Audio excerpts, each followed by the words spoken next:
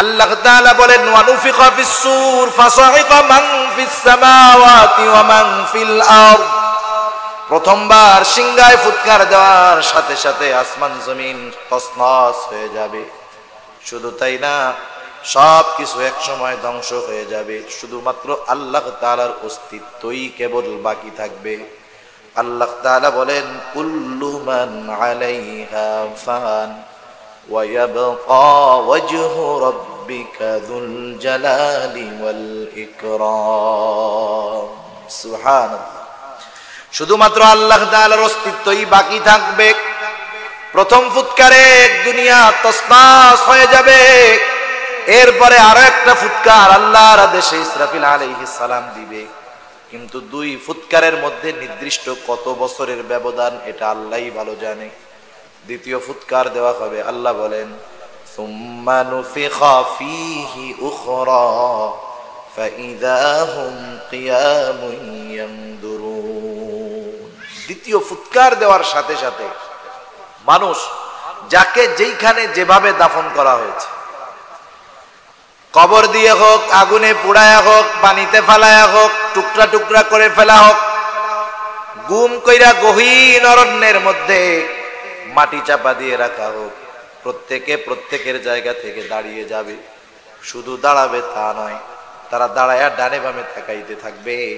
আল্লাহ তাআলা আরো এক জায়গায় বলেন ওয়ানুফিখা ফিস-সূরি ফাইযা হুম মিনাল আজদাসি ইলা রাব্বিহিম ইয়ানসিলুন। সিংহায় ফুৎকার দেওয়ার পরে প্রত্যেকে তার অবস্থান থেকে দাঁড়ায়া যাবে, রবের দিকে ছুটতে থাকবে। যেই জায়গায় বিচার হবে মানুষেরা ছুটতে থাকবে, কারো কোনো চিন্তা থাকবে না, অন্য কোনো টেনশন মাথার মধ্যে থাকবে না, ছুটতে থাকবে একদিকে। হাসরের ময়দানের অবস্থা এমন হবে, যেই ব্যক্তির কবরের মধ্যে আযাব হইতেছিল, হাসরের ময়দানের অবস্থা দেখেই সে কবরের আযাবের কথা ভুলে যাবে। ওই অবস্থা দেখা যার কবরে আযাব হচ্ছিল সে চিন্তা করবে যে আমি তো কবরেই ভালো ছিলাম। সে তখন বলবে ক্বালু ইয়া ওয়াইলানা মান বা'আসানা মিন মারকাদিনা হাযা মা ওয়া'আদার রাহমানু ওয়া সাদাকাল মুরসালুন। তারা বলবে হায় রে হায়, ইয়া ওয়াইলানা মান বা'আসানা মিন মারকাদিনা, আমাদেরকে আমাদের অবস্থান স্থল থেকে কে জাগায়া দিল, কে তুলা দিল। এইবার মুমিনরা অথবা ফেরেশতারা জবাব দিবে হাদা মা ওয়া'আদার রাহমানু ওয়া সাদাকাল মুরসালুন। কাফেররা তো চিন্তা করবে কবরেই তো ভালো ছিলাম। তখন মুমিন অথবা ফেরেশতারা জবাব দিবে হাদা মা ওয়া'আদার রহমান, এই তো সেই দয়াময়ের প্রতিশ্রুতি দিবস, যেই কিয়ামতের কথা আল্লাহ তাআলা আমাদেরকে জানিয়েছেন, প্রতিদান দিবস, মালিকি ইয়াউমিদ্দিন, ইয়াউমুল হাশ, ইয়াউমুল জাযা। এই তো সেই দিবস, যেই দিবসের সত্যায়ন রাসূলগণ করে গেছেন, এটা হলো সেই দিবস। এইবার কিয়ামত, ইয়াউমুল হাশর শুরু হবে। হাসরের এক একটা দিন কত বড়, আল্লাহ তাআলা বলেন ইয়াউমান কানা মিকদারুহু 50,000 সানা। কিয়ামতের এক একটা দিনের মেয়াদ হবে দুনিয়ার 50,000 বছরের সমান। ফামান যুহজিহা আনিন নার ওয়া উদখিলাল জান্নাতা ফাকাদ ফাজ। আল্লাহ রাব্বুল আলামিন বলেন, জাহান্নাম থেকে বেঁচে যে জান্নাতে গেল, আল্লাহ তাআলা বলেন ফাকাদ ফাজ, সে সফল হয়ে গেল। আওয়াজটা ছাড়েন আরো। আল্লাহ রাব্বুল আলামিন বলেন যে জাহান্নাম থেকে বেঁচে জান্নাতে গেল, সে সফল হয়ে গেল। তাহলে আল্লাহ তাআলার কাছে মূলত সফলতা হলো জাহান্নাম থেকে বাঁচা, জান্নাতে যাওয়া। আল্লাহ সুবহানাহু ওয়া তাআলার কাছে মূলত সফলতা হলো ওইটা। দুনিয়াতে একটা মানুষ সম্পদ অর্জন করতে পারে নাই, জ্ঞান অর্জন করতে পারে নাই, অনেক বড় ব্যক্তি হতে পারে নাই, অনেক শিক্ষিত ডিগ্রিধারী হতে পারে নাই, কিয়ামতের দিন এই লোকটা যদি নাজাত পেয়ে যায়, এই লোকটা তো সফল মানুষ। কিন্তু যেই লোকটা দুনিয়ার খ্যাতি অর্জন করলো, সম্পদ অর্জন করলো, কিন্তু কিয়ামতের দিন জাহান্নাম থেকে বাঁচতে পারলো না, আল্লাহর কাছে আল্লাহর সংজ্ঞায় সে হলো ব্যর্থ মানুষ। দুনিয়াতে কেউ যদি ব্যর্থ হয়, ব্যবসার লাইনে হোক, লেখাপড়ার লাইনে হোক, রাজনৈতিক লাইনে হোক, এই ব্যর্থতার একটা পরিধি আছে। মৃত্যুর সাথে সাথে সব ব্যর্থতার গ্লানি চলে যায়। কারণ কবরে যাওয়ার পরে ব্যবসায় লস করার কারণে তার কবরে আযাব হয় না, সফল রাজনীতিবিদ না হতে পারলে তার কবরে আযাব হয় না, পরকালে শাস্তি হয় না। চোখ দুটা বন্ধ হয়ে গেল, দুনিয়ার সফলতা বিফলতা সব কিছু চলে গেল। কিন্তু যেই লোকটা পরকালে ব্যর্থ হলো, তার ব্যর্থতার কোনো শেষ নাই। সে যদি ব্যর্থ হয়ে জাহান্নামে যায়, তার এই ব্যর্থতার ভোগান্তি তাকে অনন্তকাল ভুগতে হয়। সেজন্য পরকালে আমাদের সফল হওয়ার দরকার আছে না নাই? জবান খুলে বলেন। পরকালে যদি কেউ সফল হতে চায়, কোন ছাত্র যদি চায় পরীক্ষায় সফলতা অর্জন করতে, পরীক্ষা হয় একদিন, সফলতা অথবা বিফলতার খবর আসে 3 মাস পরে। যেই ছাত্রটা পরীক্ষার হলে জবাব যেমন দিতে পারে, পরীক্ষার হলে যার অবস্থা যেমন হয়, 3 মাস পরে ফলাফলটা তার তেমন হয়। ঠিক কিনা বলেন? তাহলে আমাদের ফলাফল হলো কিয়ামতের দিন। কারণ ওই দিন হলো পরিপূর্ণ পূর্ণাঙ্গ প্রতিদান দিবস। আল্লাহ তাআলা বলেন, ওয়া ইন্নামা তুওয়াফাউনা উজুরাকুম ইয়াউমাল কিয়ামা ফামান যুহজিহা আনিন নার ওয়া উদখিলাল জান্নাতা ফাকাদ ফাজ। আল্লাহ রাব্বুল আলামিন বলেন, ওয়া ইন্নামা তুওয়াফাউনা উজুরাকুম ইয়াউমাল কিয়ামা, কিয়ামতের দিন আমাদেরকে যে দুনিয়ার আমলের পরিপূর্ণ প্রতিদান দেওয়া হবে, আল্লাহ তাআলা সেই কথাই বলতেছেন। তাহলে প্রতিদান দেওয়া হবে দুনিয়ার আমলের। তার মানে কোন মানুষটা সফল হবে অথবা বিফল হবে, এই সফলতা এবং বিফলতার বুনিয়াদ সে দুনিয়া থেকেই বেড়ে যায়। সফলতা বিফলতার বুনিয়াদ হলো এই দুনিয়া। এই দুনিয়াতে যার ঈমান আমল সুন্দর, আখিরাতে তার ফলাফলটা হবে সুন্দর। যদিও দুনিয়ার হায়াত বড় কম, কিন্তু এই অল্প দিনের হায়াতের বড় দাম, বড় দাম। কারণ আমরা প্রতিটা মানুষ, আমরা ঈমানদার যারা, আমরা এই আশা আল্লাহ তাআলার কাছে সর্বদা রাখি যে আমাদের শেষ ঠিকানা হবে জান্নাত, শেষ মঞ্জিল হবে জান্নাত। এই আশা আমাদের আছে না নাই? কিন্তু এই জান্নাত, এই মঞ্জিল পর্যন্ত পৌঁছাইতে আরো কয়েকটা ধাপ, আরো কয়েকটা ঘাটি, আরো কয়েকটা স্টেশন পার করতে হয়। যেমন আমরা এখন একটা ঘাটিতে আছি, এখন একটা মঞ্জিলে আছি, দুনিয়ার মধ্যে আছি। কিন্তু আমাদের প্রত্যেকেরই এমন কিছু সময়, এমন কিছু কাল অতিক্রান্ত হয়েছে, অতিবাহিত হয়ে গেছে, যখন আমাদের উল্লেখ করার মতো কোনো কিছুই ছিল না। যেই ছেলের বয়স 12 বছর, 13 বছর আগে ওর কোনো অস্তিত্ব ছিল নাকি? ছিল? বলেন, একটু কথা বললেন, ঘুম আসতেছে? একটু জবাব দিয়ে। যেই ছেলের বয়স 13 বছর, 12 বছর, তার 13 বছর আগে কোনো অস্তিত্ব ছিল না। আমাদের একটা সময় কোনো অস্তিত্ব ছিল না। আমাদের এই দেহ ছিল না, হাত ছিল না, চোখ ছিল না, পা ছিল না, কান ছিল না। আল্লাহ তাআলা বলেন, হাল আতা আলাল ইনসানি হিনুম মিনাদ দাহরি লাম ইয়াকুন শাইআম মাযকুরা। আল্লাহ রাব্বুল আলামিন বলেন, মানুষ এমন কিছু সময়, এমন কিছু কাল অতিক্রম করেছে, লাম ইয়াকুন শাইআম মাযকুরা, উল্লেখ করার মতো তার কোনো কিছুই ছিল না। যখন উল্লেখ করার মতো আমার আপনার কোনো কিছু ছিল না, তখনও আমরা ছিলাম, তবে রূহের জগতে। দুনিয়ায় আসার আগে আমরা রূহের জগতে ছিলাম। রাসূল আকরাম সাল্লাল্লাহু আলাইহি ওয়াসাল্লাম বলেন, আল্লাহ তাআলা আদম আলাইহিস সালামকে বানায়েছেন মাটি দিয়ে, আর আমাদেরকে সৃষ্টি করেছেন আদম আলাইহিস সালাম থেকে। হাদিসের মধ্যে আসছে নবীজি আমার বলেন আল্লাহ সুবহানাহু ওয়া তাআলা আদম আলাইহিস সালামের পৃষ্ঠদেশ থেকে পিঠ থেকে আমাদের রূহগুলোকে সৃষ্টি করেছেন। দুনিয়াতে যত মানুষ আছে, অতীতে যত মানুষ চলে গেছে, ভবিষ্যতে যত মানুষ আসবে, সব মানুষের রূহ একত্রে একই সময় আল্লাহ তাআলা আদম আলাইহিস সালামের পৃষ্ঠদেশ থেকে বের করেছে। একসাথে রূহের বয়স সেম, রূহের বয়স সবার কি সমান সমান। আপনার পোলার যা রূহের বয়স, আমারও আপনারও তাই একই। আল্লাহ রাব্বুল আলামিন এরপরে আমাকে আপনাকে মাতা পিতার মাধ্যমে দুনিয়াতে পাঠাইলেন। আল্লাহ তাআলা মায়ের রেহেমের মধ্যে নাপাক পানিকে বিভিন্ন প্রসেস করে এক সময়ে মাংস পিণ্ডে পরিণত করলেন। 120 দিন পর আল্লাহ তাআলা ফেরেশতাদেরকে পাঠিয়ে দিলেন রূহ দিয়ে, প্রাণ দিয়ে। রূহটা কি এইটা দেখাও যায় না, এটা ধরাও যায় না। মক্কার কাফেরেরা রাসূলুল্লাহ সাল্লাল্লাহু আলাইহি ওয়াসাল্লামকে রূহের ব্যাপারে প্রশ্ন করেছে।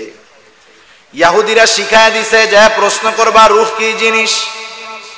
কয়েকটা প্রশ্নের কথা আল্লাহ তাআলার কাছে, নবীজির কাছে তারা করতে বলেছে। এর মধ্যে একটা প্রশ্ন হলো রূহ কি জিনিস। তারা আয়েশা প্রশ্ন করেছে, লম্বা ঘটনা।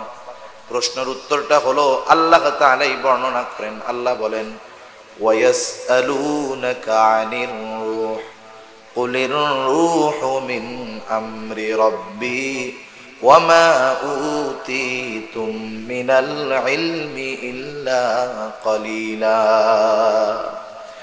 আল্লাহ রাব্বুল আলামিন বলেন আপনাকে তারা জিজ্ঞাসা করে ওয়ায়াসআলুনাকা আনির রূহ, রূহ কি জিনিস।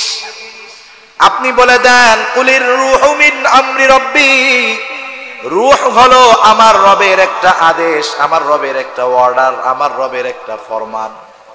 রূহ কি জিনিস এটা নিয়ে বেশি গবেষণা করতে আল্লাহ মানা করছেন। মানা করছেন কেমনে বুঝলাম, কারণ এরপরেই আল্লাহ তাআলা বলেন ওয়ামা উতীতুম মিনাল ইলমি ইল্লা কলিলা, তোমাদেরকে অতি সামান্য জ্ঞান দান করা হয়েছে। সেজন্য যারা আল্লাহ তাআলাকে নিয়ে বেশি গবেষণা করে যে আজ স্রষ্টা কই আছে, কি করে, কেমনে হইলো, লাস্টে গবেষণা করতে গিয়ে কি বলে স্রষ্টাই নাই, নাউজুবিল্লাহ। রূহ আল্লাহ তাআলার একটা আদেশ, ফেরেশতা আল্লাহর এই আদেশ নিয়ে মাতৃগর্ভে হাজির হয়ে যায়। রূহ ফুঁকে দেওয়া হয়, এইবার মাংসপিণ্ডটার মধ্যে প্রাণ সঞ্চার হয়ে যায়, নড়া শুরু করে। ওইটা হলো আমাদের দুনিয়ার উৎপাদনের তারিখ, প্রাণ পাওয়ার তারিখ। যেমন বাজার থেকে যখন আমরা কোনো খাবার কিনি, বিশেষ করে প্যাকেটওয়ালা খাবার, খাবারের প্যাকেটে মানুষ তো এখন সচেতন, দুইটা জিনিস লেখা থাকে। একটা লেখা থাকে হলো উৎপাদনের তারিখ, আর একটা লেখা থাকে মেয়াদ, এক্সপায়ার ডেট। এই খাবারটার মেয়াদ কবে শেষ হবে লেখা থাকে, দেখা যায়, বোঝা যায়, জানা যায়। কিন্তু প্রতিটা মানুষের যেমন সৃষ্টির দিন আছে, মেয়াদ উৎপাদনের দিন আছে, অনুরূপ মেয়াদ শেষ হওয়ার এক্সপায়ার ডেটও আছে। ওই সময় ফেরেশতা আয়েশা আল্লাহ তাআলার আদেশে প্রত্যেকটা মানুষের এই বিষয়গুলা নির্ধারণ করে দেয়। এই লোকটা দুনিয়ার মধ্যে কতক্ষণ, কতদিন জীবিত থাকবে, কতগুলা রিজিক গ্রহণ করবে, তার সর্বশেষ পরিণতি কি হবে, এই বিষয়গুলা নির্ধারিত হয়ে যায়। তার মানে আমার আপনার হায়াত কতদিন, আমি আপনি মায়ের পেটের মধ্যে থাকা অবস্থায় সেটা নির্ধারিত হয়ে যায়। কেউ বা দুনিয়াতে মৃত অবস্থায় জন্মগ্রহণ করে, কেউ বা জন্মগ্রহণ করার পরপর মৃত্যুবরণ করে। কেউ 10 বছর, কেউ 20 বছর, কেউ 50 বছর, 100 বছর বাঁচে। এমন মানুষের সংখ্যা অনেক কম। নির্দিষ্ট সময় আসার আগে কেউ মরে না, নির্দিষ্ট সময় চলে আসলে যত সুস্থ থাক সে দুনিয়ায় থাকতে পারে না। মালাকুল মউত যথা সময়ে হাজির হয়ে যায়। আল্লাহ তাআলা বলেন ফাইদা জাআ আজালুহুম লা ইস্তাখিরুনা সাআতাও ওয়া লা ইস্তাকদিমুন। নির্ধারিত সময়ের এক মুহূর্তে আগেও কেউ মরবে না, এক মুহূর্ত পরেও কেউ দুনিয়াতে থাকতে পারবে না। এমন নিখুঁত ভাবে আল্লাহ তাআলার আদেশে মালাকুল মউত নির্দিষ্ট সময়ে আমাদের জীবনটা নিয়ে যাবে, রূহ নিয়ে যাবে, প্রাণ বের হয়ে যাবে। যখন আমি আপনি মারা যাব, মাইকের মধ্যে ঘোষণা করা হবে খাগড়িয়া গ্রামের অমুক আজ বিকাল 5 ঘটিকা ইন্তেকাল করেছে। আগামী দিন সকাল 9টায় ঈদগাহ ময়দানে তার নামাজে জানাজা হবে। ঘোষণা হলো এই মৃত্যুর আগে নাম ছিল আব্দুল করিম, মৃত্যু হয়ে গেল, নাম হয়ে গেল আব্দুল করিমের লাশ। আব্দুল করিমের তো কিছুই যায় নাই, হাতও আছে, পাও আছে, চোখও আছে, কানও আছে, কি বার হয়ে গেল? যা বের হয়ে গেল দেহ থেকে সেটা দেখা যায় না, কিন্তু সেইটাই দামি, ঠিক কিনা বলেন? মানুষ মারা যাওয়ার পরে বলা হয় লাশ, মানে লাশ যার মধ্যে কোনো কিছু নাই। এই ব্যক্তি এখন মারা গেল, এলান হলো ইন্তেকাল করেছে। ইন্তেকাল শব্দটা হলো আরবি শব্দ। ইন্তেকাল শব্দের অর্থ হলো স্থানান্তরিত হওয়া। সে একটা জায়গায় ছিল আর একটা জায়গায় গিয়েছে।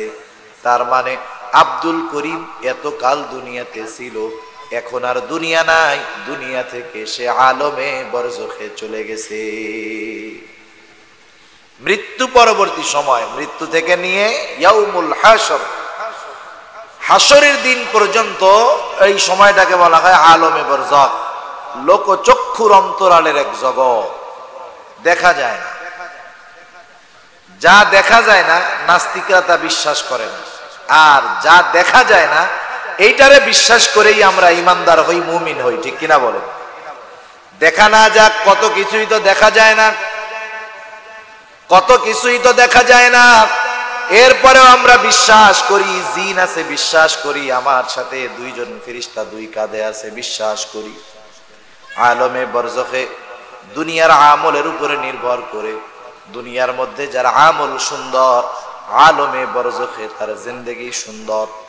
যার দুনিয়ার মধ্যে আমল খারাপ, আলমে বরজখে তার অবস্থাও খারাপ। আলমে বরজখে অবস্থান করবে কত বছর আল্লাহ ভালো জানে। একটা সময় আলমে বরজখে অবস্থানের মেয়াদ শেষ হয়ে যাবে। আল্লাহ রাব্বুল আলামিনের আদেশে ইসরাফিল আলাইহিস সালাম সিংহায় ফুৎকার দিবে। আল্লাহ তাআলা বলেন ওয়ানুফিখা ফিস সূরি ফাসাইকা মান ফিস সামাওয়াতি ওয়া মান ফিল আরদ সুম্মা নুফিখা ফীহি উখরা ফাইযা হুম কিয়ামুন ইয়ানদুরুন। আল্লাহ তাআলা বলেন ওয়ানুফিখা ফিস সূর, ইসরাফিল আলাইহিস সালাম সিংহায় ফুৎকার দিবে আল্লাহর আদেশে। আমরা তো মনে করি সিংহায় ফুৎকার, এটা কত দূর কত দূর। যুবক আমি মনে করতেছি, এখনো তো আমি যুবক, কলেজে পড়ি, লাইফটা এনজয় করতে কত বাকি। হুজুর আবার কিয়ামতের কথা কি কয়? এখনো যুবক, এরপরে চাকরি হবে, বিবাহ হবে, সন্তানাদি হবে, ওদেরকে মানুষ বানাবো, বিবাহ দিব, দাদা নানা হব, এরপরেই না মরণ। কিন্তু আমি আপনি এই চিন্তা করি, অথচ ইসরাফিল আলাইহিস সালাম কতটা সতর্ক, অ্যাটেনশন। তাফসীরের মধ্যে আসছে রাসূলুল্লাহ সাল্লাল্লাহু আলাইহি ওয়াসাল্লাম মেরাজে গেছেন, সকল ফেরেশতাদের সাথে দেখা হয়েছে, নবীদের সাথে দেখা হয়েছে, প্রত্যেকের সাথে সালাম বিনিময় হয়েছে। ইসরাফিল আলাইহিস সালামকেও সালাম দিলেন, কিন্তু ইসরাফিল আলাইহিস সালাম সিংহা মুখে সালামের উত্তর দিলেন না। পরবর্তীতে রাসূলুল্লাহ সাল্লাল্লাহু আলাইহি ওয়াসাল্লাম জিবরাইল আলাইহিস সালামকে জিজ্ঞাসা করে, ভাই জিবরাইল, সবাই সালামের উত্তর দিল, কিন্তু ইসরাফিল কেন সালামের জবাব দিল না? জিবরাইল আলাইহিস সালাম বলেন, ইয়া রাসূলুল্লাহ, ইসরাফিল সিংহা থেকে মুখ সরায়া সালাম না দেওয়ার, উত্তর না দেওয়ার কারণ হলো সে এতটা সতর্ক, এতটা অ্যাটেনশন, সে চিন্তা করতেছে সে যদি মুখ থেকে সিংহাটা সরায় ফেলায়, না জানি ওই সময় আল্লাহ তাআলা সিংহায় ফুৎকার দেওয়ার আদেশ দিয়ে দেয়। এত সতর্ক। আর আমরা চিন্তা করতেছি কবে দিবে, তার ঠিক আছে, ঠিক না? ইসরাফিল আলাইহিস সালাম, আল্লাহ তাআলা বলেন ওয়ানুফিখা ফিস সূর ফাসাইকা মান ফিস সামাওয়াতি ওয়া মান ফিল আরদ। প্রথমবার সিংহায় ফুৎকার দেওয়ার সাথে সাথে আসমান জমিন তছনছ হয়ে যাবে। শুধু তাই না, সব কিছু এক সময় ধ্বংস হয়ে যাবে, শুধুমাত্র আল্লাহ তাআলার অস্তিত্বই কেবল বাকি থাকবে। আল্লাহ তাআলা বলেন কুল্লু মান আলাইহা ফান ওয়া ইয়াবকা ওয়াজহু রাব্বিকা যুল জালালি ওয়াল ইকরাম। সুবহানাল্লাহ। শুধুমাত্র আল্লাহ তাআলার অস্তিত্বই বাকি থাকবে। প্রথম ফুৎকারে দুনিয়া তছনছ হয়ে যাবে, এরপরে আরো একটা ফুৎকার আল্লাহর আদেশে ইসরাফিল আলাইহিস সালাম দিবে। কিন্তু দুই ফুৎকারের মধ্যে নির্দিষ্ট কত বছরের ব্যবধান এটা আল্লাহই ভালো জানে। দ্বিতীয় ফুৎকার দেওয়া হবে, আল্লাহ বলেন সুম্মা নুফিখা ফীহি উখরা ফাইযা হুম কিয়ামুন ইয়ানদুরুন। দ্বিতীয় ফুৎকার দেওয়ার সাথে সাথে মানুষ যাকে যেইখানে যেভাবে দাফন করা হয়েছে, কবর দিয়ে হোক, আগুনে পুড়ায়া হোক, পানিতে ফেলায়া হোক, টুকরা টুকরা করে ফেলা হোক, গুম কইরা গহীন অরণ্যের মধ্যে মাটি চাপা দিয়ে রাখা হোক, প্রত্যেকে প্রত্যেকের জায়গা থেকে দাঁড়িয়ে যাবে। শুধু দাঁড়াবে তা নয়, তারা দাঁড়ায়া ডানে বামে তাকাইতে থাকবে। আল্লাহ তাআলা আরো এক জায়গায় বলেন ওয়া নুফিখা ফিস সূরি ফাইযা হুম মিনাল আজদাসি ইলা রাব্বিহিম ইয়ানসিলুন। সিংহায় ফুৎকার দেওয়ার পরে প্রত্যেকে তার অবস্থান থেকে দাঁড়ায়া যাবে, রবের দিকে ছুটতে থাকবে। যেই জায়গায় বিচার হবে মানুষেরা ছুটতে থাকবে, কারো কোনো চিন্তা থাকবে না, অন্য কোনো টেনশন মাথার মধ্যে থাকবে না, ছুটতে থাকবে একদিকে। হাসরের ময়দানের অবস্থা এমন হবে, যেই ব্যক্তির কবরের মধ্যে আযাব হইতেছিল, হাসরের ময়দানের অবস্থা দেখেই সে কবরের আযাবের কথা ভুলে যাবে। ওই অবস্থা দেখা যার কবরে আযাব হচ্ছিল সে চিন্তা করবে যে আমি তো কবরেই ভালো ছিলাম। সে তখন বলবে ক্বালু ইয়া ওয়াইলানা মান বা'আসানা মিন মারকাদিনা হাযা মা ওয়া'আদার রাহমানু ওয়া সাদাকাল মুরসালুন। তারা বলবে হায় রে হায়, ইয়া ওয়াইলানা মান বা'আসানা মিন মারকাদিনা, আমাদেরকে আমাদের অবস্থান স্থল থেকে কে জাগায়া দিল, কে তুলা দিল। এইবার মুমিনরা অথবা ফেরেশতারা জবাব দিবে হাদা মা ওয়া'আদার রাহমানু ওয়া সাদাকাল মুরসালুন। কাফেররা তো চিন্তা করবে কবরেই তো ভালো ছিলাম। তখন মুমিন অথবা ফেরেশতারা জবাব দিবে হাদা মা ওয়া'আদার রহমান, এই তো সেই দয়াময়ের প্রতিশ্রুতি দিবস, যেই কিয়ামতের কথা আল্লাহ তাআলা আমাদেরকে জানিয়েছেন, প্রতিদান দিবস, মালিক ইয়াউমিদ্দিন, ইয়াউমুল হাশ, ইয়াউমুল জাযা। এই তো সেই দিবস, যেই দিবসের সত্যায়ন রাসূলগণ করে গেছেন, এটা হলো সেই দিবস। এইবার কিয়ামত, ইয়াউমুল হাশর শুরু হবে। হাসরের এক একটা দিন কত বড়, আল্লাহ তাআলা বলেন ইয়াউমান কানা মিকদারুহু 50 আলফ সানা। কিয়ামতের এক একটা দিনের মেয়াদ হবে দুনিয়ার 50,000 বছরের সমান। বিচার আচার হবে, সর্বশেষ মানুষ দুইটা ভাগে বিভক্ত হবে।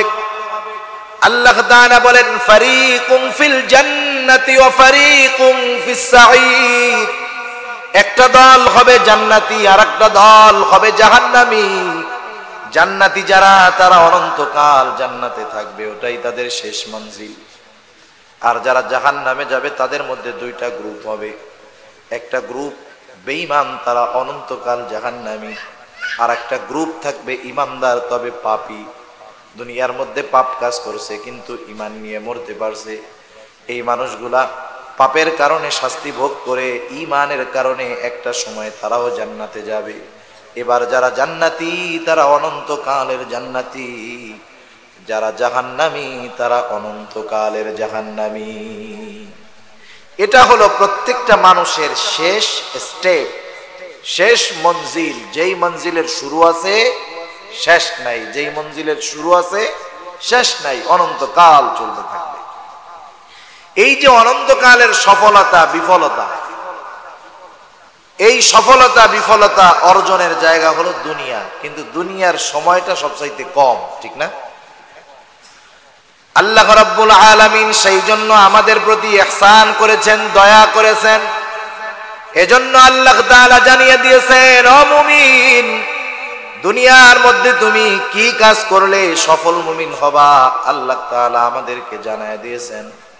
রাসূল আকরাম সাল্লাল্লাহু আলাইহি ওয়াসাল্লাম আমাদেরকে জানায় দিয়েছেন, যেই আয়াত সর্বপ্রথম সূরা আলে ইমরানের শেষ আয়াত, এই আয়াতের মধ্যে আল্লাহ তাআলা মুমিনকে 4টি গুণে গুণান্বিত হতে বলছে। যে মুমিন এই 4টি গুণে গুণান্বিত হবে, আল্লাহ জানায় দিয়েছে সেই মুমিন সফল মুমিন হয়ে যাবে। আমরা সফল মুমিন হইতে চাই কারা? একটু হাত উঁচা করি তো, 2 হাত উঁচু করেন জোরে সুন্দর মতো, তাকবীর দিবেন একটা, নারায়ে তাকবীর, আরো জোরে নারায়ে তাকবীর। মাশাআল্লাহ, হাত নামান, একটু জবাব দিবেন, কথা বললে জবাব দেওয়া যাবে না? জবাব দিবেন। আল্লাহ তাআলা ঈমানদারদেরকে উদ্দেশ্য করে বলেন, ইয়া আইয়ুহাল্লাযীনা আমানু, হে ঈমানদারেরা। এরপরে আল্লাহ বলেন, ইসবিরু, তোমরা সবর করো, ওয়াসাবিরু, সবরের উপরে অটল থাকো, ওয়ারাবিতু, সর্বদা জিহাদের জন্য প্রস্তুত থাকো। সর্বশেষ আল্লাহ বলেন, ওয়াত্তাকুল্লাহ, আল্লাহ তাআলাকে ভয় করো। আমরা যদি আল্লাহকে জিজ্ঞাসা করি, আয় আল্লাহ, কেন এই 4টি গুণ আমরা অর্জন করব, আল্লাহ তাআলা কেমন জানি আমাদের প্রশ্নের জবাব দিয়ে বলেন, বান্দারে, এই 4টা গুণ অর্জন করবা এই কারণে, লাআল্লাকুম তুফলিহুন, যাতে করে তুমি সফল মুমিন হতে পারো। তাহলে 1 নাম্বার গুণ হলো সবরের গুণ। আল্লাহ বলেন, ইসবিরু, বান্দা সবর করো। আমরা তো সবর বলতে বুঝি শুধু বিপদ আপদ মুসিবতের মধ্যেই মনে হয় সবর, কিন্তু তাফসিরে মাআরিফুল কোরআন সহ যত প্রসিদ্ধ তাফসির আছে, প্রত্যেকটা তাফসিরের মধ্যে সবরকে 3টি শাখায় বিভক্ত করা হয়েছে। সবরের প্রথম শাখা হলো, প্রথম প্রকার হলো সবরুন আলাত তাআত, আনুগত্যের মধ্যে সবর। 2 নাম্বার প্রকার হলো সবরুন আনিল মাআসি, পাপাচারের ক্ষেত্রে সবর। 3 নম্বর সবর হলো সবরুন আনিল মাসায়েব, বিপদ আপদ মুসিবতের মধ্যে সবর। তার মানে বোঝা গেল, সবর শুধু বিপদ আপদ মুসিবতের মধ্যে নয়, সবর ইবাদতের মধ্যেও আছে, সবর গুনার থেকে বাঁচার মধ্যেও আছে। 1 নম্বর সবর হলো সবরুন আলাত তাআত, অর্থাৎ সবরুন আলাল ইবাদা, ইবাদতের মধ্যে সবর। আমরা দুনিয়াতে ছোট বড় যা ইবাদত করি, বলেন তো ইবাদতের একমাত্র হকদার কে? আরো জোরে বলেন কে? আরো জোরে বলেন কে? আল্লাহ। সবরুন আলাল ইবাদা, ইবাদতের মধ্যে সবর। ইবাদতের মধ্যে সবর তথা সবরওয়ালা ইবাদত কেমন করে হবে? কারণ কোন মানুষের ইবাদত যদি সবরওয়ালা ইবাদত না হয়, ওই ইবাদত আল্লাহর কাছে কবুল হয় না। বুজুর্গানে দিন মুফাসসিরিন ইকরাম বলেন, সবরওয়ালা ইবাদত হলোই সুন্দর ইবাদত। এখন সুন্দর ইবাদত এটা আবার কি জিনিস? আমাদের সংজ্ঞায় সুন্দর হলো একরকম, আল্লাহর সংজ্ঞায় সুন্দর আর এক রকম। আমরা সুন্দর বলি কাকে? যেটা দেখে আমাদের চোখ জুড়িয়ে যায়, আত্মা তৃপ্ত হয়, সেটাকে আমরা সুন্দর বলি। যেমন একটা মেয়ের চেহারা সুন্দর, চামড়া সুন্দর, আমরা কি বলি? যে মেয়েটার চেহারা সুন্দর, ছেলেটার চেহারা সুন্দর, বাড়িটা সুন্দর, গাড়িটা সুন্দর, চোখ জুড়ায়া যায়। কিন্তু আমাদের দৃষ্টিতে যা সুন্দর, অনেক ক্ষেত্রে কিন্তু আল্লাহর কাছে ওইগুলাই সুন্দর। আমাদের দৃষ্টিতে যেগুলা অসুন্দর, অনেক ক্ষেত্রে আল্লাহ তাআলার কাছে সেইটা সুন্দর। আমরা চামড়া, বাহিরের অবয়ব দেখে বলি এইটা সুন্দর। যদি এটা আমাদের সুন্দরের সংজ্ঞা হয়, আমাদের সংজ্ঞায় কিন্তু বেলাল রাদিয়াল্লাহু তাআলা আনহু সুন্দর না। কারণ উনি দেখতে কালো, চেহারার গড়ন গঠন ভালো না, ঠোঁটগুলা মোটা, দেখতেও ভালো লাগে না, চুলগুলা কোকড়া, আবার হলো বেটে, ইউথিপিয়ান লোক, আফ্রিকান লোক, এক কথায় একটা মানুষ অসুন্দর লাগার জন্য যা সব তার মধ্যে আছে, কিন্তু বলেন তো দুনিয়ার মানুষের দৃষ্টিতে যদিও সে অসুন্দর, আল্লাহর কাছে কি বেলাল সুন্দর নাকি? আল্লাহর কাছে কি বেলাল সুন্দর? কত সুন্দর, কত দাম বেলালের আল্লাহ তাআলার কাছে। রাসূল আকরাম সাল্লাল্লাহু আলাইহি ওয়াসাল্লাম মিরাজে গিয়া জান্নাতে বেলালের পায়ের আওয়াজ শুনে আসছেন, অথচ বেলাল আছে দুনিয়ার মধ্যে। কেমন দাম, কেমন শান, কেমন মান আল্লাহ তাআলা দিয়েছে। বেলাল চলে দুনিয়ায়, বেলালের পায়ের আওয়াজ পাওয়া যায় জান্নাতে। সুবহানাল্লাহ।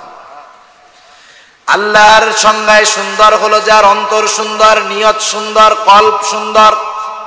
এজন্য রাসূলুল্লাহ সাল্লাল্লাহু আলাইহি ওয়াসাল্লাম বলেন, ইন্নাল্লাহা লা ইয়ানজুরু ইলা সুওয়ারিকুম ওয়ালাকিন ইয়ানজুরু ইলা কুলুবিকুম ওয়া নিয়্যাতিকুম। আল্লাহর নবী বলেন, আল্লাহ তাআলা কারো সূরত দেখেন না, আল্লাহ দেখেন না কে কত সুন্দর, কার চামড়া কত সুন্দর, কার বংশ কত ভালো। আল্লাহ তাআলা সূরত দেখেন না, আল্লাহ কি দেখেন? ওয়ালাকিন ইয়ানজুরু ইলা কুলুবিকুম ওয়া নিয়্যাতিকুম। আল্লাহ তাআলা দেখেন কার অন্তর কেমন, আল্লাহ তাআলা দেখেন কার নিয়তটা কেমন। যার অন্তর পরিষ্কার, আল্লাহ তাআলার কাছে সে হলো সুন্দর। আল্লাহ তাআলা তাহলে সুন্দর ইবাদত চান। সুন্দর ইবাদতই সবরওয়ালা ইবাদত। আল্লাহ অনেক ইবাদত চান না। আল্লাহ রাব্বুল আলামিন আদেশ করেছেন ইবাদতের, ওমা খালাকতুল জিন্না ওয়াল ইনসা ইল্লা লিয়াবুদুন। আল্লাহ তাআলা বলেন, আমি মানুষ এবং জিনকে আমার ইবাদতের জন্য সৃষ্টি করেছি। আমরা জিজ্ঞাসা করলাম, আয় আল্লাহ কত ইবাদত করব? আল্লাহ তাআলা বললেন, ইবাদত অনেক লাগবে না, ইবাদত লাগবে সুন্দর ইবাদত। আল্লাহ তাআলা বলেন, আল্লাযী খালাকাল মাউতা ওয়াল হায়াতা লিয়াবলুয়াকুম আইয়ুকুম আহসানু আমালা। আল্লাহ তাআলা বলেন, তিনি আল্লাহ। কে আল্লাহ? আল্লাযী খালাকাল মাউতা ওয়াল হায়াত, যিনি মউত এবং হায়াতকে সৃষ্টি করেছেন, মৃত্যু এবং জীবনকে সৃষ্টি করেছেন। কেন? লিয়াবলুয়াকুম, আমাদের পরীক্ষা নেওয়ার জন্য। কি পরীক্ষা? আল্লাহ তাআলা বলেন, পরীক্ষা হলো আইয়ুকুম আহসানু আমালা, পরীক্ষা হলো তোমাদের মধ্যে কার আমল কত সুন্দর। তাহলে আল্লাহ কেমন ইবাদত চায়? জোরে বলেন। হ্যাঁ, বুঝেন নাই কথা? ঘুম চলে আসছে মনে হয়, তাই না? 12টা বেজে গেছে তো। আপনাদের ঘুম আসছে? আরে একটু বলেন না আসছে, তাইলে আমি তাড়াতাড়ি যাইতে পারি। আপনারা যদি কোন যে হ্যাঁ হুজুর ঘুমাইছে, তাহলে তো আমি তাড়াতাড়ি যাই ঘুমাইতে পারি। আপনাদের ঘুম আসছে? একটু কষ্ট করেন না, একটু সময়। আল্লাহ তাআলা হয়তো এই সময়গুলা কিয়ামতে আমাদের পক্ষে সাক্ষী দিবে ইনশাআল্লাহ। আমরা তো গান শুনতেছি না, গুনাহ করতেছি না। আল্লাহ তাআলা সুন্দর ইবাদত চান। আর আল্লাহর নবী হাদিসে জানায় দিলেন, আল্লাহ তাআলার কাছে কোনটা? যার অন্তর সুন্দর, আল্লাহ তাআলার কাছে সে সুন্দর। তার মানে ইবাদতের সাথে অন্তরের একটা সম্পর্ক আছে। কথা বোঝা গেছে? ইবাদত যদি সুন্দর হতে হয়, দুইটা জিনিস কম্পালসারি লাগবেই। এই দুইটা জিনিস বিহীন কোন ইবাদত সুন্দর হবে না। একটা যত বেশি হোক, আর একটা যদি না থাকে হবে না, দুইটাই লাগবে। এর মধ্যে প্রথমটা হলো ইখলাস। ইবাদত সুন্দরের জন্য ইখলাসের দরকার। বলেন তো ইখলাসের অবস্থান কোথায়? ইখলাসের অবস্থান কোন জায়গায়? অন্তরে। অন্তরে। তাইলে সুন্দরের সাথে অন্তরের সম্পর্ক আছে। কত সুন্দর কথা! আল্লাহর নবী বলেন, আখলিস দীনাকা ইয়াকফিকাল আমালুল কালিল। তোমার ঈমান পরিশুদ্ধ করো, অর্থাৎ তোমার ইখলাস পরিশুদ্ধ করো, নিয়ত পরিশুদ্ধ করো। তাইলে কি হবে? তোমার অল্প আমল নাজাতের জন্য যথেষ্ট হবে।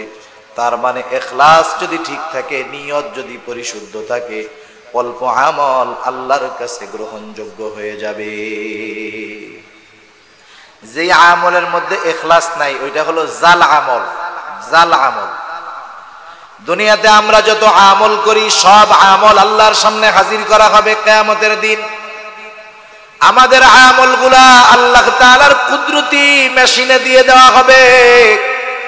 আল্লাহ রাব্বুল আলামিন শুধুমাত্র ওই আমলগুলাকে কবুল করবে, গ্রহণ করবে যে আমলগুলোর মধ্যে থাকবে ইখলাস। আল্লাহ তাআলা বলেন ওয়াকাদিমনা ইলা মা আমিলু মিন আমালিন ফাজআলনাহু হাবাআম মানসুরা। আল্লাহ তাআলার সামনে আমাদের সব আমলগুলাকে উপস্থিত করা হবে। ইখলাসবিহীন আমলগুলা আল্লাহ তাআলা ধূলিসাৎ করে দিবেন, ধ্বংস করে দিবেন। একটা মিসাল দিলে কথাটা বুঝতে সহজ হবে। মনে করেন সাতকানিয়া ব্যাংকের মধ্যে একজনে 1 লক্ষ টাকার একটা বান্ডিল নিয়ে গেছে, 1000 টাকার নোট। 1 লক্ষ টাকার বান্ডিল, সব টাকাগুলা নতুন।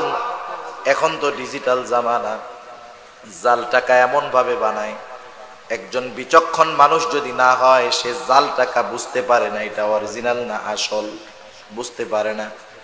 সে করলো কি, 1 লক্ষ টাকার বান্ডিলের মধ্যে 20টা দিয়ে দিল জাল নোট, কিন্তু সব একরকম, নাম্বারের সিরিয়াল ঠিক আছে। এবার ব্যাংকের ক্যাশিয়ারের কাছে নিয়ে ওই নতুন বান্ডিল দিয়া দিল। এখন তো সিস্টেম অন্যরকম, টাকা হাত দিয়ে গোনা লাগে না, ব্যাংকের মধ্যে মেশিন আছে। ওই মেশিন শুধু টাকা গণনা করে তা নয়, জাল টাকাও বাইর করে ফেলতে পারে, নির্ণয় করতে পারে। যখন ওই বান্ডিলটা মেশিনের মধ্যে দেওয়া হবে, টাকা গুনবে আর দেখবে আসল না নকল। এবার হঠাৎ করে মেশিনে সিগন্যাল দিয়ে দিল যে এই যে একটা জাল টাকা। ক্যাশিয়ার চিন্তা করলো ভুলে অনাকাঙ্ক্ষিত ভাবে 1টা 2টা আসতে পারে, গ্রাহককে ফেরত দিয়ে দিব, শেষ। কিন্তু যখন দেখলো 100টা 1000 টাকার নোটের মধ্যে 20টাই জাল টাকার নোট, বলেন তো এখন কি আর ক্যাশিয়ার এটা মনে করবে নাকি এটা অনাকাঙ্ক্ষিত বিষয়, নাকি ক্যাশিয়ার মনে করবে ইচ্ছা করেই এই কাজটা করছে?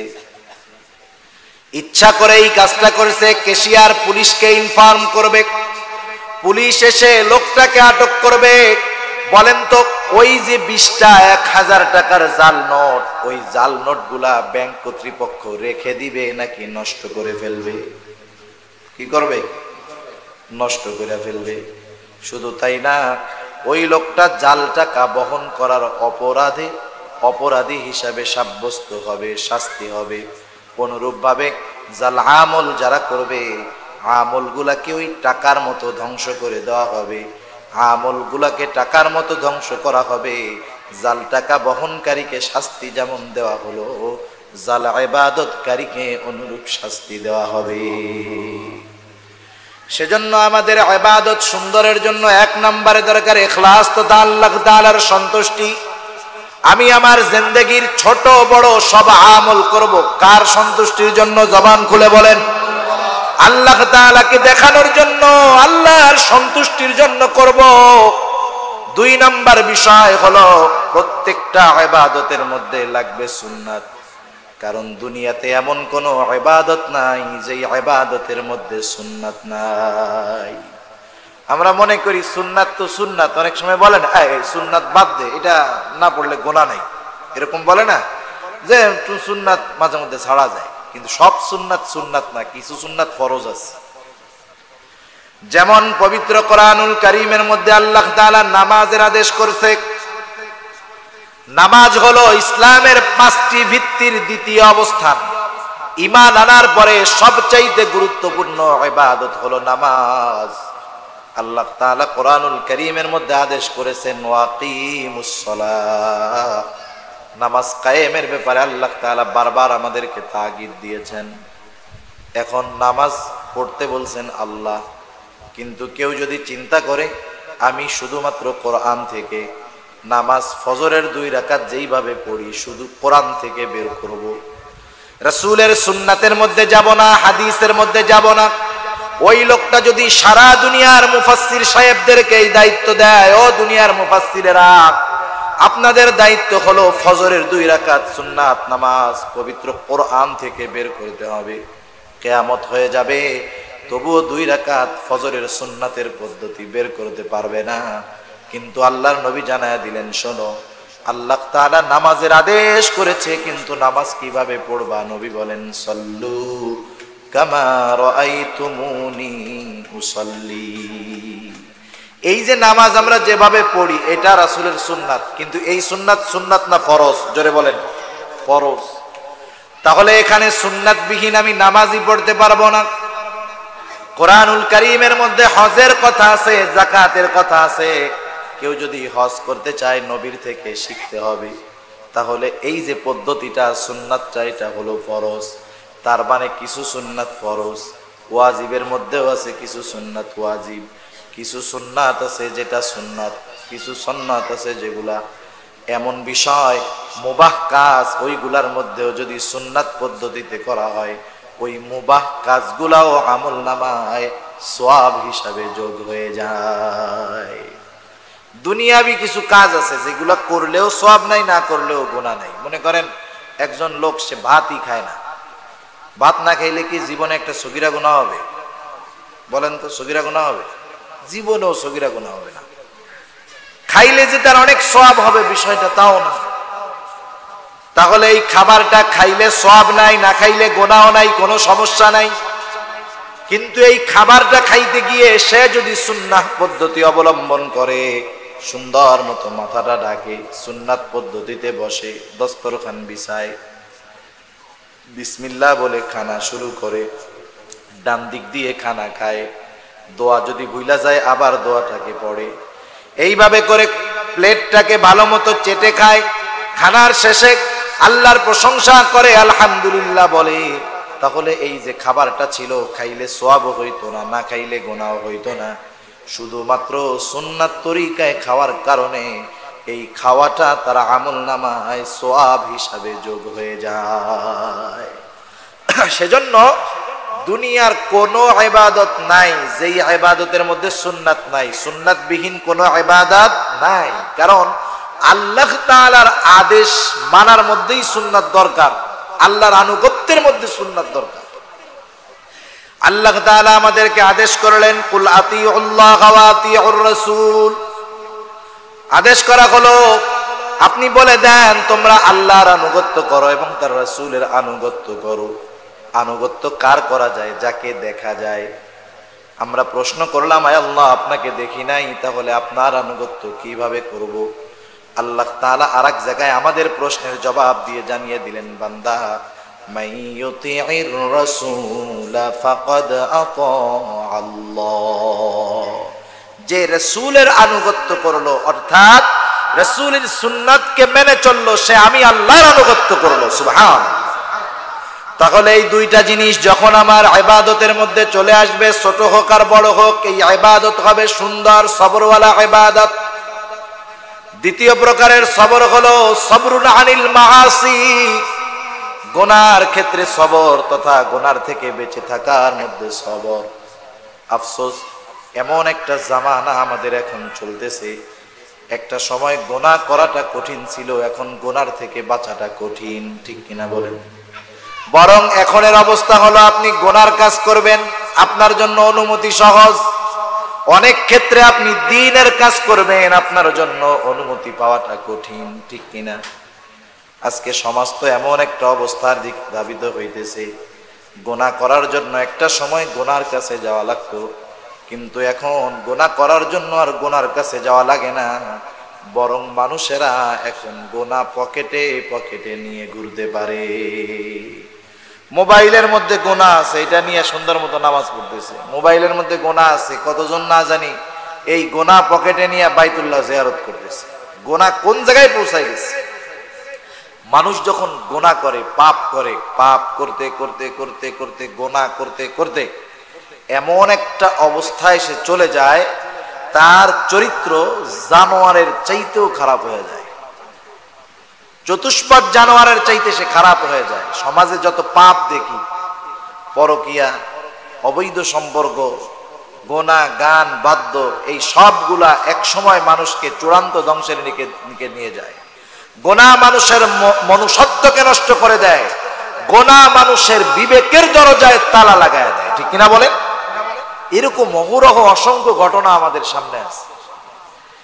যেমন গত কয়েকদিন আগে গতকাল বৃহস্পতিবার, তার আগের বৃহস্পতিবার সারা বাংলাদেশে আলোড়ন সৃষ্টি হয়ে গেছে একটি ঘটনা। কিশোরগঞ্জের করিমগঞ্জ থানায় একটা মেয়ে, তার নাম হলো মাইশা। মেয়েটার বয়স 17 কিংবা 18 বছর। মেয়েটা একটা মহিলা মাদ্রাসায় পড়ে, মেশকাত জামাতে পড়ে। আর 1 বছর পড়লে মেয়েটা মাওলানা হয়ে যাবে, আলেমা হয়ে যাবে। মেয়েটার বাবা চাকরির সুবাদে বাড়ির বাহিরে থাকেন, বাড়িতে থাকেন না। মা বাড়িতে একা থাকে। মেয়ে সকালে মাদ্রাসায় চলে যায় আর আসরের সময় মাদ্রাসা থেকে ফিরে। এই টোটাল সময়টা মা থাকে একা। কিন্তু মানুষের অনুপস্থিতির সুযোগে, স্বামীর অনুপস্থিতির সুযোগে, মেয়ের অনুপস্থিতির সুযোগে এইবার ওই মা তার ফুফাতো ভাইয়ের সাথে পরকীয়ার সম্পর্কে জড়ায় গেল। মেয়েটা বুঝতে পারলো যে তার মা এরকম একটা জঘন্য অপকর্মে লিপ্ত হয়ে যাচ্ছে। মেয়েটা চিন্তা করলো, মাকে এই বিষয়টা একাকী নিরিবিলি বুঝাতে হবে, তাহলে হয়তো আমার মা এই পাপ কাজ, এই গর্হিত কাজ থেকে ফিরে আসবে। মেয়েটা এবার মাকে বুঝাইলো, মা এটা বড় গর্হিত কাজ, এমন কাজ আল্লাহর কাছে যেমন খারাপ, নিন্দনীয়, গর্হিত কাজ, সমাজের মানুষের কাছেও এটা একটা গর্হিত, নিন্দনীয় কাজ।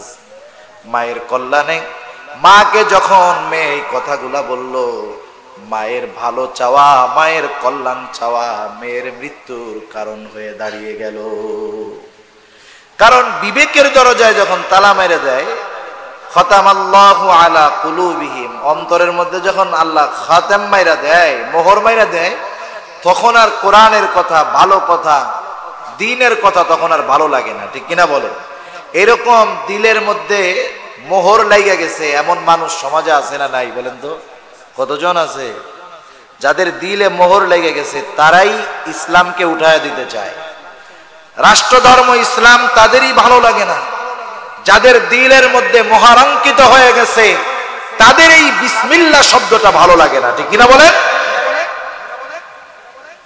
মেয়ের মা পাপ করতে করতে তো দিলের মধ্যে মোহর লেগে গেছে, এখন তো ভালো কথা আর ভালো লাগবে না।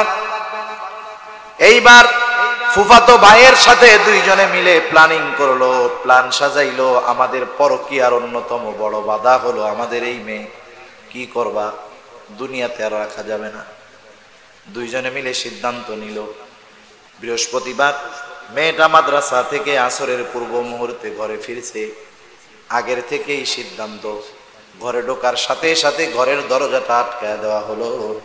এইবার মা আর মায়ের ফুফাতো ভাই দুইজনে মিলে মেয়েটাকে চেপে ধরলো, মেরে ফেলতো তাও তো ভালো ছিল।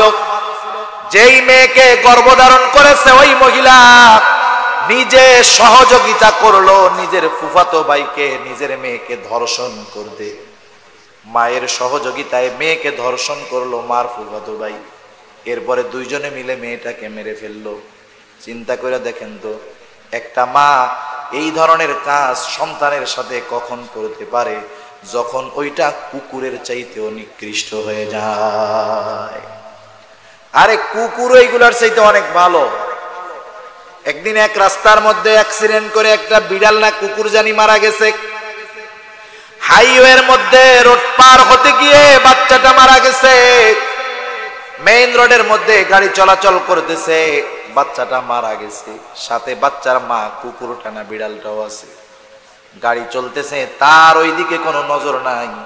সে তার ওই মৃত বাচ্চাটাকে ওই গাড়ি চলাচলের রাস্তার মধ্যে পাহারা দিতেছে। একটা জানোয়ারের মধ্যে মৃত বাচ্চার প্রতি যত মহব্বত, ভালোবাসা, পাপ করতে করতে একটা মানুষের মধ্যে ওই ভালোবাসাটাও থাকে না, ও জানোয়ারের চাইতে নিকৃষ্ট হয়ে যায়। আল্লাহ তাআলা বলেন ওইগুলা জানোয়ারও না, বালহুম আদল, বরং ওই জানোয়ারের চাইতেও নিকৃষ্ট। ঠিক কিনা বলে?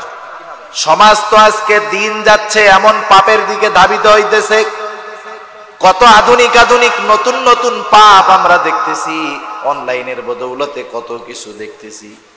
অনেক কিছু দেখি কিন্তু বলতে মন চায়, বলা যায় না। কারণ বলবো কেমনে, সবাই তো আর আমার মতো না। যেখানে নাবালক বাচ্চা আছে না, সব কথা সবার সামনে বলা যায় না, আফসোস লাগে, বলতে মন চায়, না বইলে তো উপায় নাই।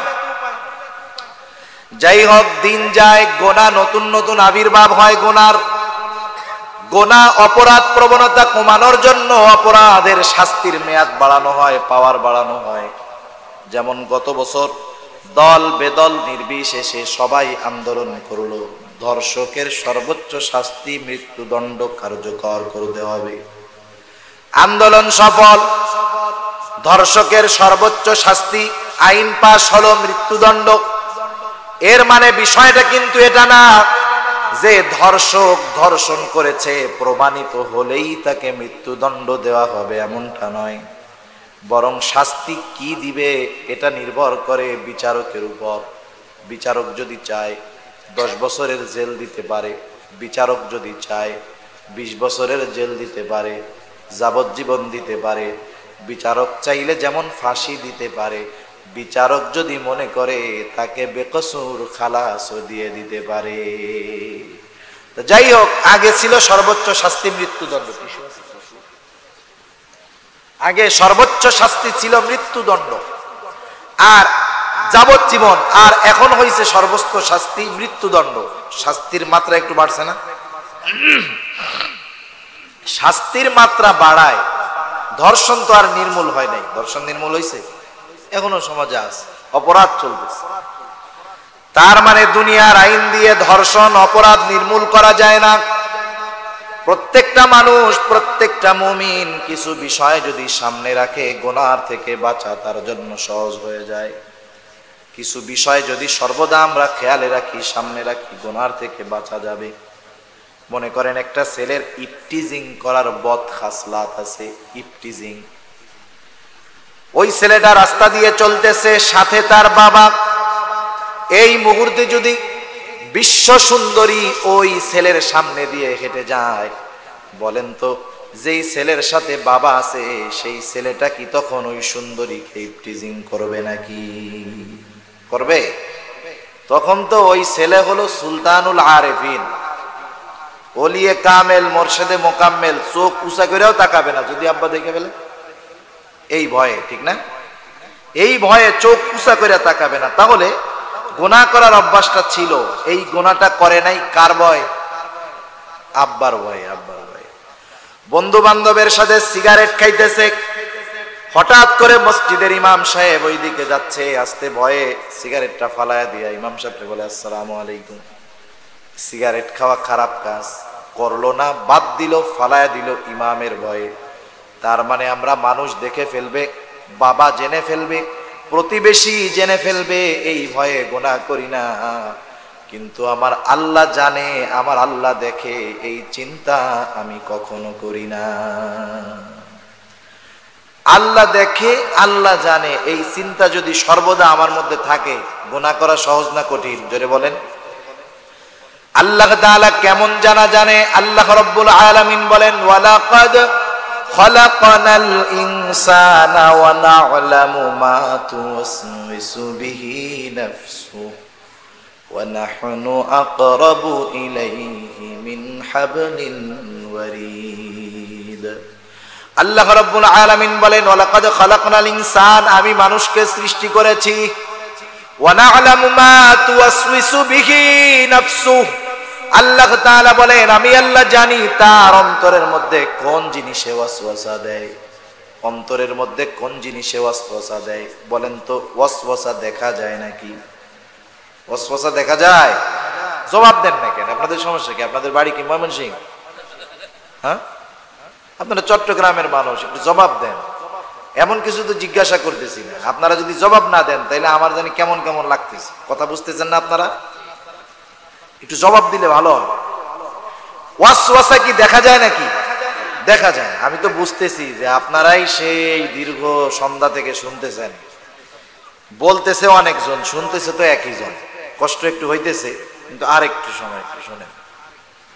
ওয়াসওয়াসা দেখা যায় না, অথচ আল্লাহ রাব্বুল আলামিন বলেন, বান্দা আমি তোমার অন্তরে কোন জিনিসে ওয়াসওয়াসা দেয় তাও জানি। আমরা জিজ্ঞাসা করলাম, আয় আল্লাহ, আমার অন্তরের ওয়াসওয়াসার খবর দুনিয়ার কেউ জানে না, আপনি কেন জানেন, কেমনে জানেন? আল্লাহ বলেন, বান্দা তোমার অন্তরের ওয়াসওয়াসার খবর জানার কারণ হলো ওয়া নাহনু আকরাবু ইলাইহি মিন হাবলিল ওয়ারিদ। কারণ আমি আল্লাহ তোমার শাহরগের চাইতে অধিক নিকটে। সুবহানাল্লাহ। আমি আমার কত কাছে, তার চাইতে বেশি কাছে হলো আল্লাহ। আমার সবচাইতে নিকটে হলো আল্লাহ। আমি আমার শরীরের বাহির দেখি, ভিতরে দেখি না, আবার বাহিরের কত কিছুই তো দেখি না। এই জায়গায় কি এমন একজনও আছেন নাকি জিন্দেগিতে একবার ছবি ছাড়া নিজের চোখ দিয়া নিজের পিঠটা দেখছেন? আছেন এরকম এক আল্লাহর বান্দা? যা দিয়া দেখি এই চোখরেই কোনোদিন আয়না ছাড়া দেখি নাই। তাহলে এই চোখ কত কাছে অথচ কত দূর দেখা যায় না, এই পিঠ কত কাছে অথচ কত দূর দেখা যায় না। আমার আল্লাহ বলেন আমি আল্লাহ তোমার অধিক নিকটবর্তী। শুধু নিকটবর্তী না, আল্লাহ বলছেন ওয়া নাহনু আকরাবু, সবচাইতে বেশি নিকটবর্তী হলাম আমি আল্লাহ।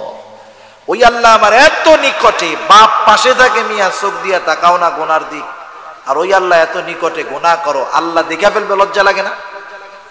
অথচ রাসূলুল্লাহ সাল্লাল্লাহু আলাইহি ওয়াসাল্লাম বলেন প্রত্যেকটা মুমিনের আল্লাহর ব্যাপারে অধিক লজ্জাশীল হওয়া উচিত। কারণ যার কৃতজ্ঞতা, যার নিয়ামত আমার উপরে বেশি, তার নাফরমানি করা লজ্জাজনক সবচাইতে বেশি, ঠিক কিনা? যে আমাকে সবচাইতে কল্যাণকর বস্তু দেয়, তার নাফরমানি করা বেশি লজ্জার। আল্লাহ তাআলা এরপরে বলেন বান্দা আমি আল্লাহ তোমার অধিক নিকটবর্তী। শুধু তা না, তোমার দুই কাঁধে দুইজন ফেরেশতা আমি নিযুক্ত করে রাখছি। আল্লাহ তাআলা বলেন ইদিয়াতালাক্কাল মুতালাক্কিয়ানি আনিল ইয়ামিনি ওয়া আনিশ শিমালি কাঈদ। আল্লাহ রাব্বুল আলামিন বলেন আমাদের প্রত্যেকের ডান কাঁধে বাম কাঁধে দুইজন ফেরেশতা আছে, যাদের কাজ হলো আমাদের কর্মগুলাকে সংরক্ষণ করা। এরা খুব তৎপর সংরক্ষক। এদের ব্যাপারে আল্লাহ তাআলা আরেক জায়গায় বলেন কিরামান কাতিবিনা ইয়ালামুনা মা তাফআলুন। কিরামান কাতিবিন, সম্মানিত লেখকদ্বয় জানে তোমরা কি আমল করো। আরেকজন ফেরেশতা আছে আল্লাহ তাআলা তার ব্যাপারে বলেন মা ইয়ালফিযু মিন কাউলিন ইল্লা লাদাইহি রাকীবুন আতীদ। আমাদের সাথে সদা তৎপর একজন ফেরেশতা আছে যে আমাদের কথাগুলোকে সংরক্ষণ করে। একটা মানুষ যখন বালেগ হয়, বালেগ হওয়ার সাথে সাথে ওই তিনজন ফেরেশতা তাদের খাতা কলম নিয়ে বইসা যায়, রেকর্ড করার জন্য প্রস্তুত হয়ে যায়। সে যখন যেখানে যায় এই তিনজন সর্বদা তার সাথে থাকে। একটি মুহূর্তের জন্য সে তারা আলাদা হয় না। ওই লোকটা যখন মৃত্যুবরণ করে তারপরে তারা আলাদা হয়।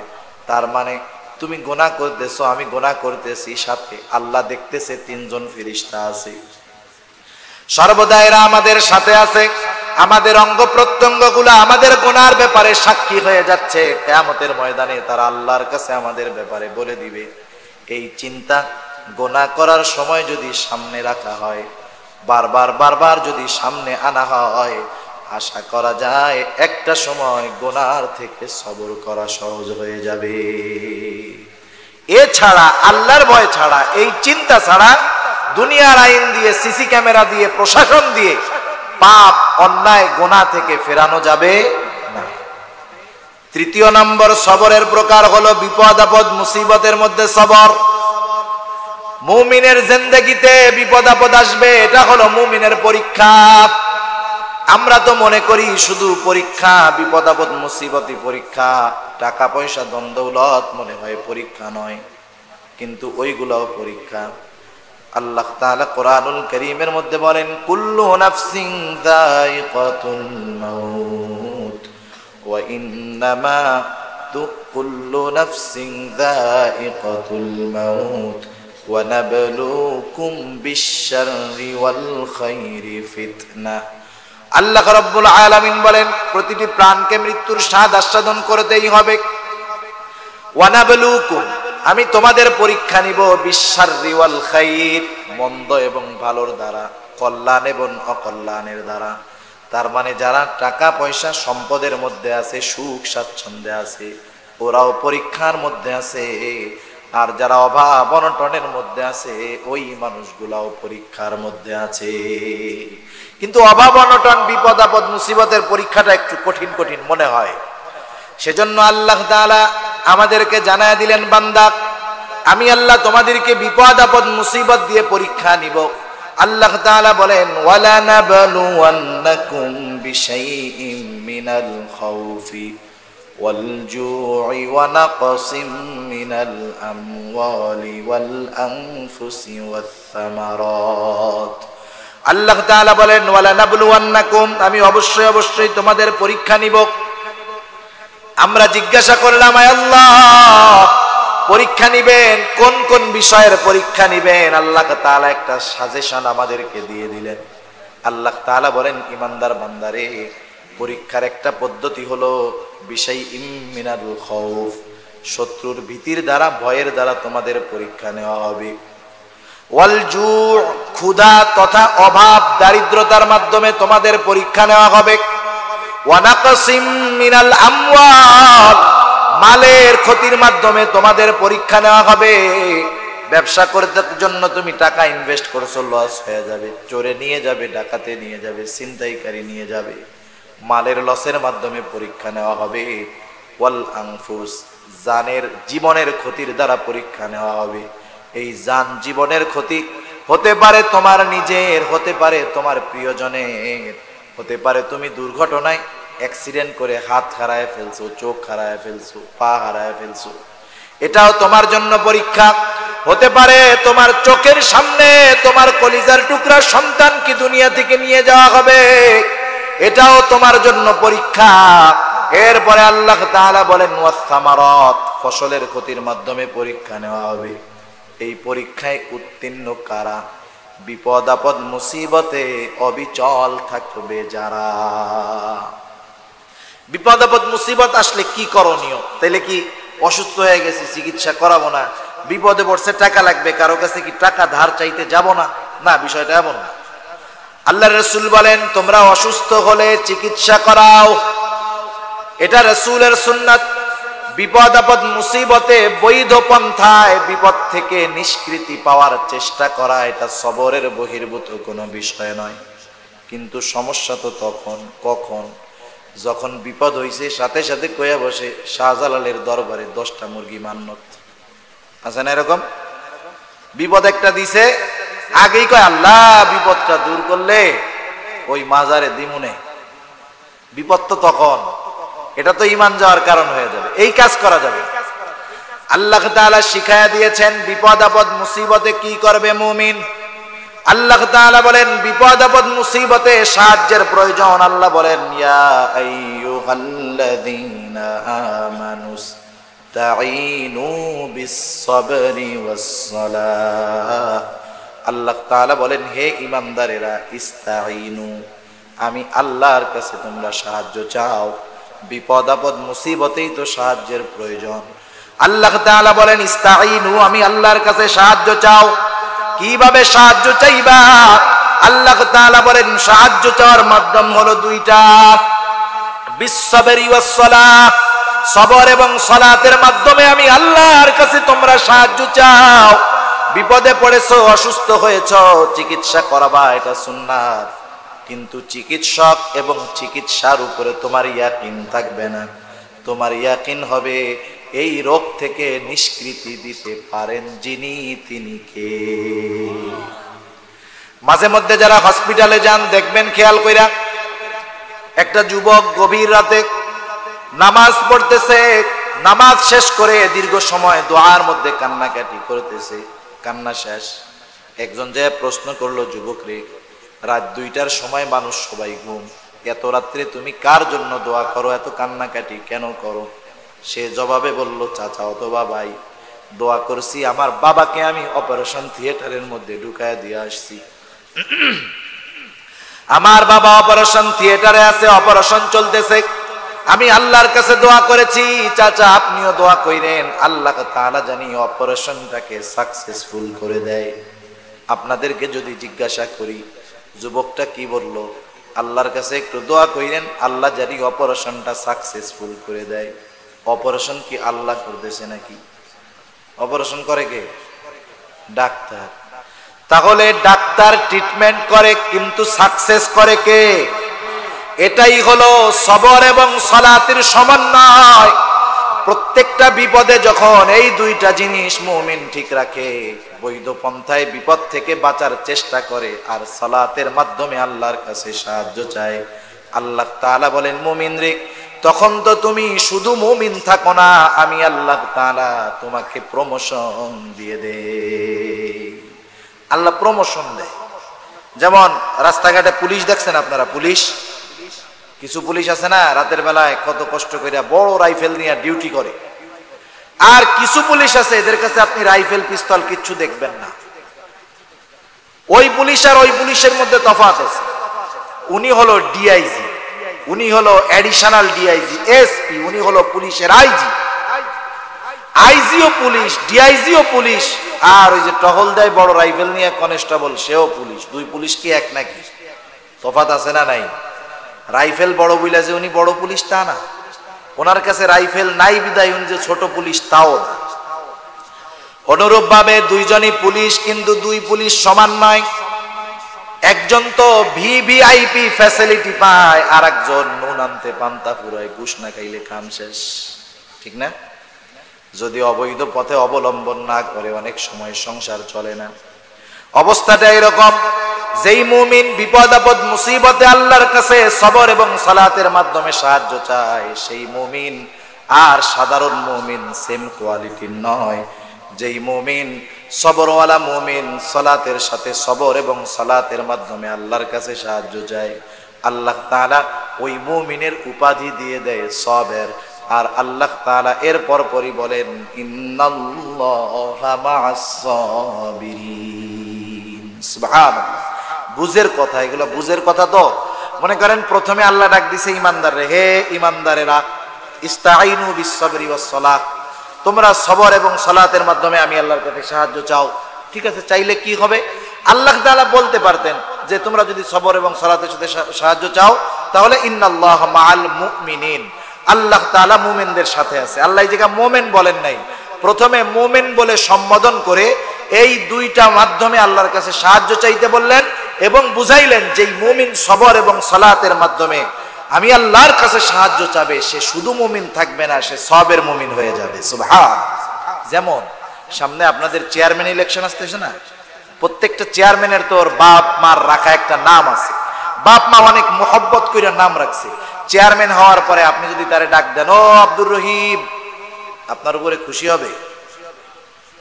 কত বড় সাহস, আমি এই ইউনিয়নের চেয়ারম্যান, আমার নাম ধরে ডাকছে, ওরে কত বড় সাহস।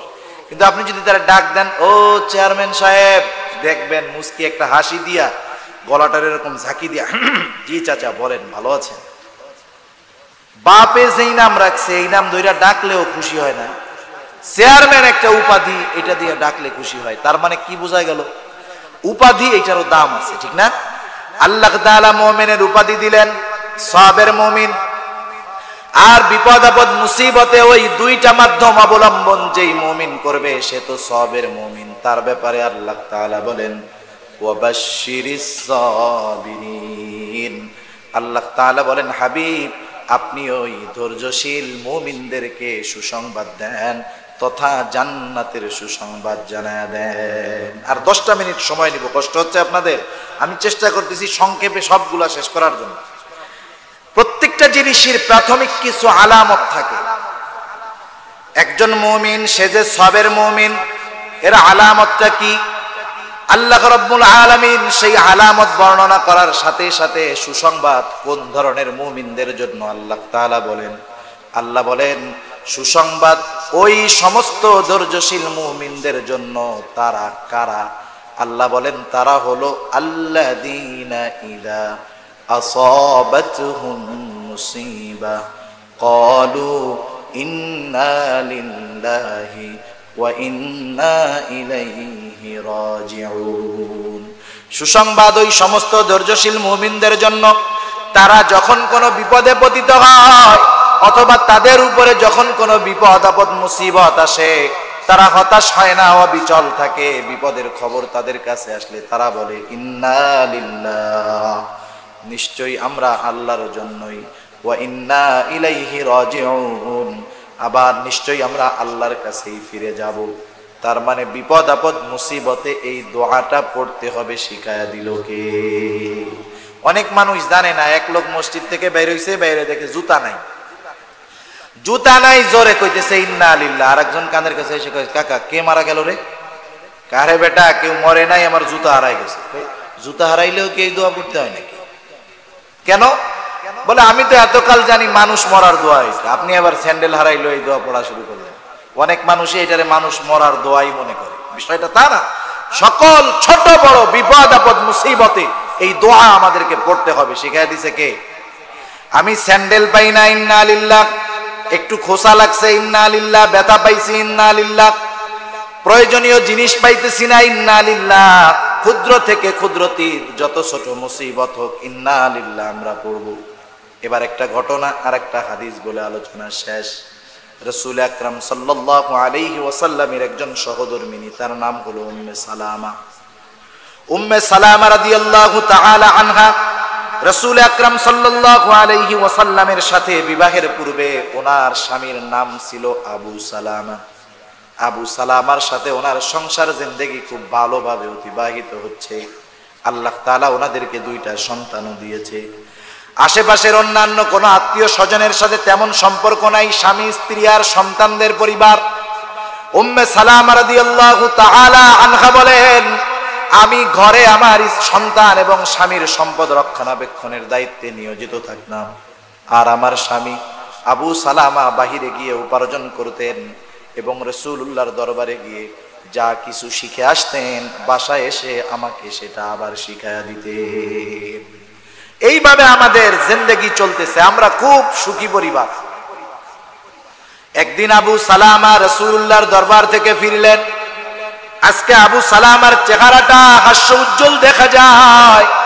আমি জিজ্ঞাসা করলাম, ও আবু সালামা, আজকে আপনার চেহারাটা এত হাস্য উজ্জ্বল দেখা যায় কেন? আবু সালামা বলল, ও উম্মে সালামা, আল্লাহর রাসূল আজকে আমাদেরকে বিশেষ একটা আমল শিখায় দিয়েছে। যত বড় বিপদ আপদ মুসিবত হোক না কেন, ওই আমলটা যে করবে, আল্লাহ তাআলা তাকে বিপদ থেকে উদ্ধার করবে।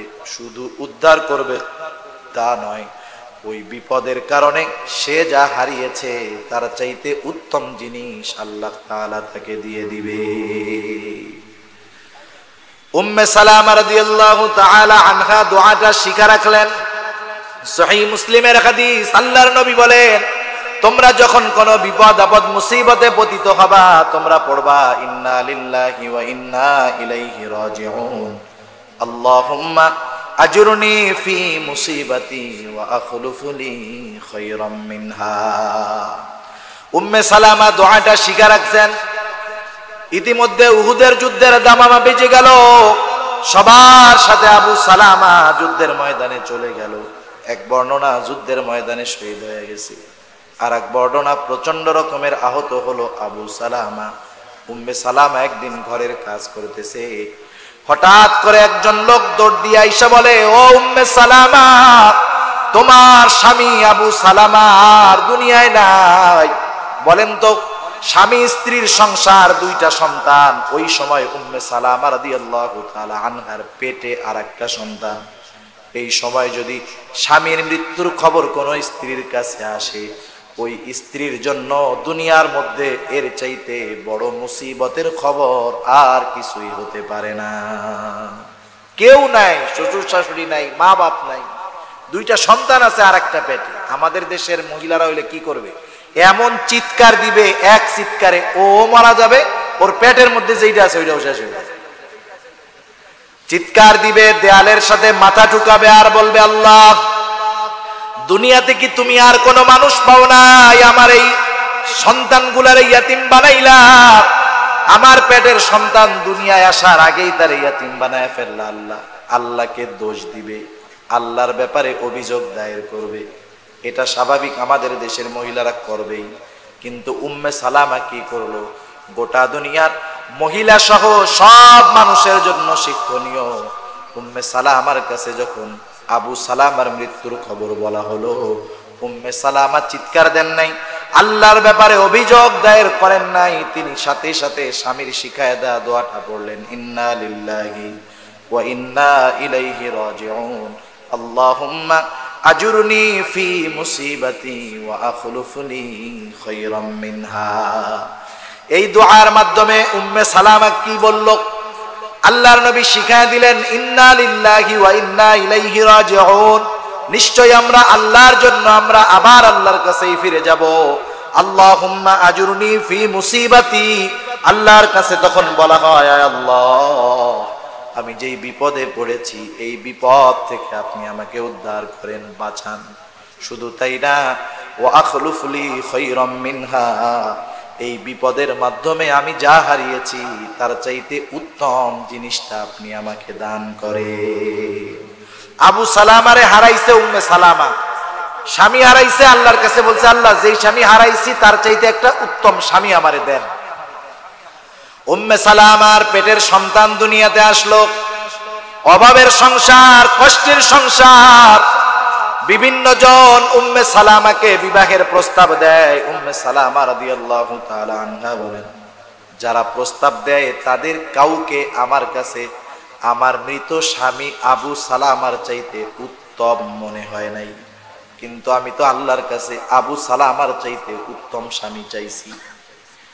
এভাবে কষ্টে দিন চলতেছে উম্মে সালামার। রাসূলুল্লাহ সাল্লাল্লাহু আলাইহি ওয়াসাল্লামের কাছেও খবর পৌঁছায় গেল। একদিন দুপুর বেলায় উম্মে সালামা রাদিয়াল্লাহু তাআলা আনহা, তার চামড়ার পানির মাস্ক, চামড়ার পানির ব্যাগটা ছিঁড়ে গেছে, ওইটা উনি সেলাই করে দিয়েছেন। দুপুর বেলায় দেখতে পাইলেন রাসূলুল্লাহ সাল্লাল্লাহু আলাইহি ওয়াসাল্লাম ওনার বাড়ির দিকে আসতেছে। উনি যখন নিশ্চিত হলেন যে আমার বাড়িতেই আসতেছে, ঘরের মধ্যে বসার ব্যবস্থা করে দিলেন। উম্মে সালামা রাদিয়াল্লাহু তাআলা আনহা জীর্ণ কুটিরের মধ্যে রাহমাতুল লিল আলামিন অবস্থান করলেন। এবার সব খবরাখবর নিলেন। উম্মে সালামা রাদিয়াল্লাহু তাআলা আনহা তার সব কষ্টের কথা রাসূলুল্লাহ সাল্লাল্লাহু আলাইহি ওয়াসাল্লামকে জানালেন। কথা শেষ। এবার রাসূলুল্লাহ সাল্লাল্লাহু আলাইহি ওয়াসাল্লাম উম্মে সালামা রাদিয়াল্লাহু তাআলা আনহাকে বিবাহের প্রস্তাব দিলেন। আল্লাহর নবী বিবাহের প্রস্তাব দিয়েছে। উম্মে সালামা রাদিয়াল্লাহু তাআলা আনহা একজন লজ্জাশীলা মহিলা। লজ্জা হলো নারীর ভূষণ। যেই নারীর লজ্জা চলে যায় সে সব কিছু করতে পারে।